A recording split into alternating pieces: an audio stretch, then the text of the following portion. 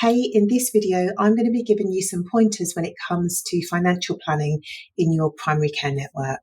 My name is Tara Humphrey and welcome to our primary care network management channel.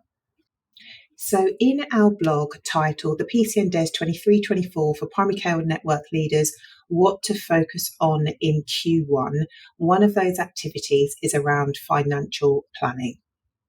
And what I mean by financial planning is simply just coming together with your PCN management board and working out how you're going to allocate the funds for the rest of the financial year. So what typically happens in our experience is we see networks that they don't have a financial plan. They just make kind of day-to-day decisions when it comes to salaries, the purchasing of equipment, the allocating of finances back to the network.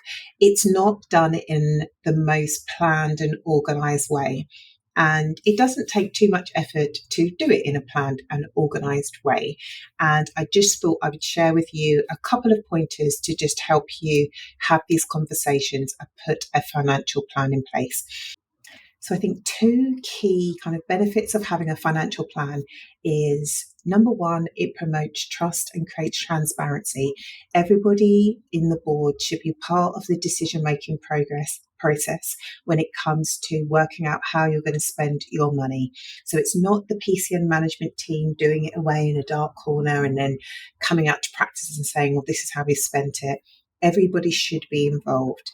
Not everybody will get their own way, so there's an element of compromise, but really thinking about what do we need, how can we support our infrastructure to have a well-managed primary care network, and if there is the opportunity, not saying that there should be, but do we have an opportunity to divert some money back into practices? Or if part of your vision is to really keep things at hub level and to invest in your hub-based services, how can you continue to invest into those services? Or if the ambition is to keep all of your resources at hub level and reinvest into your network, what does that look like and what expenditure does that require?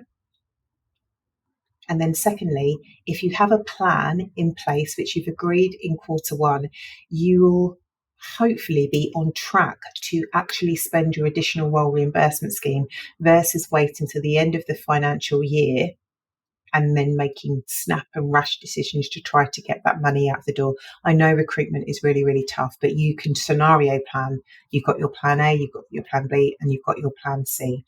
So everything is just in a more organised and calm fashion. Some networks have a significant budget, and I really do believe it's not acceptable to be managing over £1 million worth of primary care network funding without a financial plan.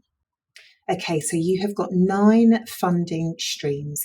You've got your clinical director payment, you have got your PCN core funding, you've got your enhanced access payment, you've got your care home premium, you've got the PCN leadership and management payment, you have got your monthly capacity or access and capacity support payment, you've got your R's, your additional role reimbursement scheme, you have got last year's impact and investment fund money, and also this year's impact and investment fund money. And you've also got the access and capacity improvement plan funding. So if I'm correct in saying you've got 9 funding streams. So like the clinical director payment, that just comes in and just gets paid out to your clinical director. You've got your leadership and management funding. Now, depending on how you fund your network administrator or your PCN manager, or you might top up some of your CD payment, that money will likely come from your leadership and development pot. Not always, but it will, in many cases, that is what I understand. So some of that money is a given, it's already taken. Your core funding, again, you will likely know how you're going to spend that. You may fund subscriptions, you might fund laptops if you struggle to get laptops and phones and IT subscriptions via your ICB or via practices. Your core funding typically goes into funding your network's infrastructure. Again, if you've got any subscriptions, your core funding pays for that. Or you may also use your core funding to top up any salaries which go over and above the additional role reimbursement scheme. So these are all just ideas, okay? So you don't have to spend it that way. They're just ideas. So I would start with looking at my accounts from last year and creating a new spreadsheet, a new financial plan, which pulls in the reoccurring costs and which budget line those costs are attached to. Okay, we are all aware that the impact and investment fund indicators have reduced, and now we just have 5. So there isn't as much income that comes down via the impact and investment fund, but we have got last year's. So I'd also be taking this opportunity to meet with your board to say, this is how much money we achieved last year. How are we going to allocate that this year? Now, some networks keep it all in the network. Some networks distribute that out to practices. And how you distribute that out to practices, hopefully you won't be waiting till now to have the conversation. But if you are, is it based on the achievement on each practice, taking into consideration some practices may have done the work and some PCN staff may have done the work. So if a practice hasn't achieved, but your hub-based pharmacy team did the majority of the work, how is that practice going to be reimbursed? So to have those conversations, and also based on how you've allocated money for last year, are you going to do the same for this financial year?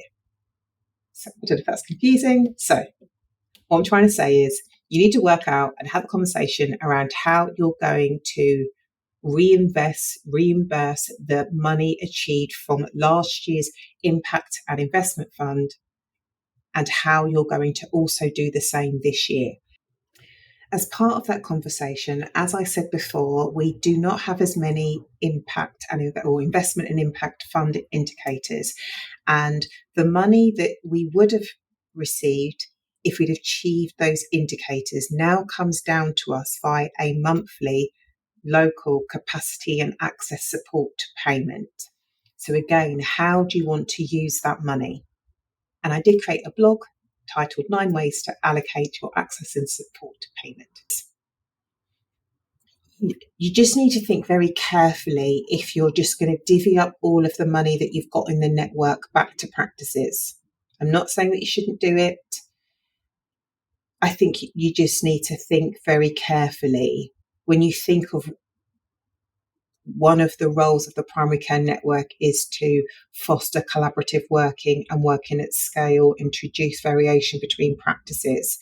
But I am appreciative of the financial implications of primary care networks and the impact that it has on practices. But you want to be crystal clear, and you want to have some principles and boundaries and memorandums of understanding around how you're going to organise your money. This is my 2 cents. Okay, next up, I do believe your workforce plan should be linked to your financial plan, because you want to understand how much of the additional role reimbursement scheme we're planning to use, what sorts of roles do we need, and what are we going to do with those roles, and what support will they need? So do we need to buy in clinical supervision? Do we need to buy in equipment? Do they need additional training? It's really, really important. And you don't want to be making these decisions always on the fly, because it will mean like first come, like first get. So it'll be at the beginning of your year where funding might be a bit more plentiful. Is that word? Plentiful. There might just be more money at the beginning of the year. So those people that need training and need things get a yes. Towards the end of the year, you might be running out of money. And those people that need support that came last in may not get that support. So it's something for you to think about. How much money does each role cost the network on top of the additional role reimbursement scheme? In regards to training, luckily, and a real benefit of working in the NHS, so much training can be sought for free, but not everything is free.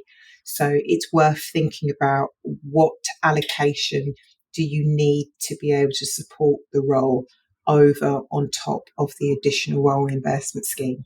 The cost may be quite low, but it's just worth noting that there may be additional costs that you need to factor in, and having a plan around that which is documented. So next time, especially if you were the PCN manager, if you need to buy a piece of equipment, it doesn't have to be approved by the board every single time, because you've already got that financial plan and you know how much each member of staff needs over and above potentially the additional role reimbursement scheme. Okay, so add your workforce planning to your financial plan. And then lastly, and this is not mandatory, but I was at a conference the other day, which I think had 200 accountants attend. And I really do believe in having quarterly management accounts if you do not feel on top of your money. And I don't know if that concept is new. I don't know if that is a concept which is shared amongst many other people.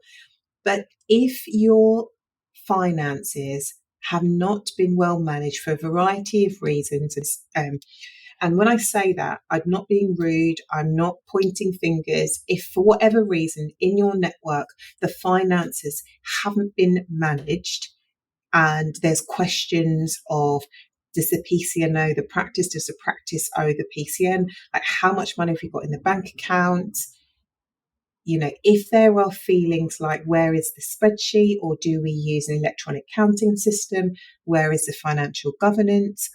I would seek support from my accountant, an experienced accountant that knows general practice, that knows primary care networks, for them to offer some advice, some support, and give you the confidence to help you manage your money. And it may be that you don't want quarterly accounts, but I really do believe your accountant will want to help you, will want to support you to help you get a handle on your finances. It will make their life easier.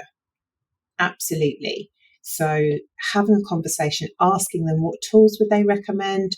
They'll be able to share with you how other networks do it, how other networks manage their finances, give you tips and tricks to make sure you understand your finances, you understand the liability, and you've got the tools to be able to manage your network finances.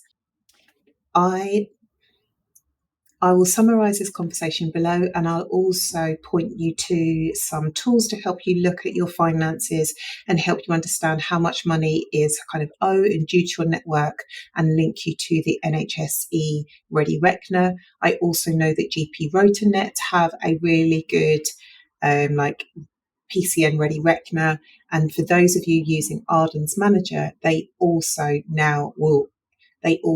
detail how much money is due to your network. So there are some tools. You don't have to create this all from scratch.